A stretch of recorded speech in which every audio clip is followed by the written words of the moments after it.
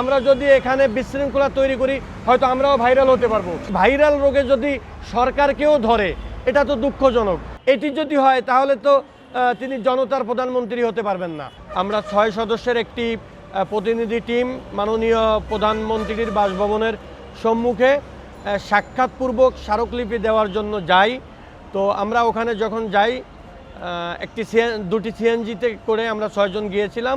ওখানে যাওয়ার পরে প্রথমত ওখানের যে সকল দায়িত্বরত প্রশাসনের ভাইয়েরা ছিলেন তারা আমাদের থেকে স্মারকলিপিটি ছবি তুলে নেন এবং হার্ড কপিও নেন।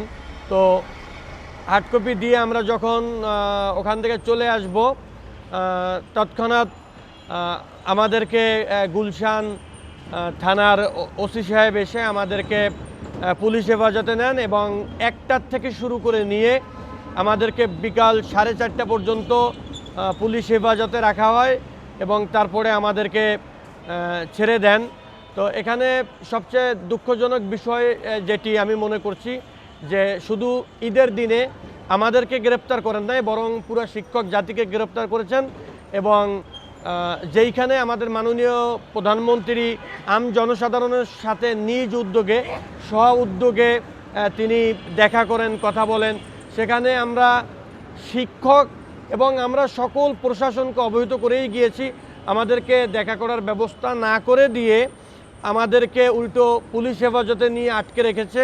এটি আমাদের জন্য একটা দুর্ভাগ্যের বিষয়। আরেকটি বিষয় হলো যে আমাদের দেশে আমরা একটা জিনিস দেখেছি যে ভাইরাল হতে হবে। এখন আম পাবলিক যেমন কেউ টিকটক করে ভাইরাল হতে চায়, কেউ ফেসবুকের মাধ্যমে ভাইরাল হতে চায়, মানে ভাইরাল না হলে সরকারও সেদিকে ভ্রুক্ষেপ করে না। এখন উল্টোপাল্টা কাজ করে কিন্তু ভাইরাল হওয়া যায়। আমরা যদি এখানে বিশৃঙ্খলা তৈরি করি হয়তো আমরাও ভাইরাল হতে পারবো। পুলিশের সাথে ঝামেলা অর্থাৎ অনাকাঙ্ক্ষিত কিছু করে কিন্তু আমরাও ভাইরাল হতে পারি, অথচ আমরা সেগুলো করছি না। শান্তি সুশৃঙ্খলভাবে আমরা এখানে বসে আছি, হয়তো এজন্য আমাদের দিকে কর্ণপাত করছে না। কিন্তু ভাইরাল হওয়ার পরে মানে এই ভাইরাল রোগে যদি সরকারকেও ধরে এটা তো দুঃখজনক। দেখছি একটা মহিষ ভাইরাল হয়েছে তো স্বরাষ্ট্রমন্ত্রীর হস্তক্ষেপ হয়েছে, একজন ম্যাডাম স্কুল টিচার সে ভাইরাল হয়েছে তো সেখানে ক্রীড়া মন্ত্রীর হস্তক্ষেপ হয়েছে। এখন সরকার কি চায় যে আমরাও ভাইরাল হই?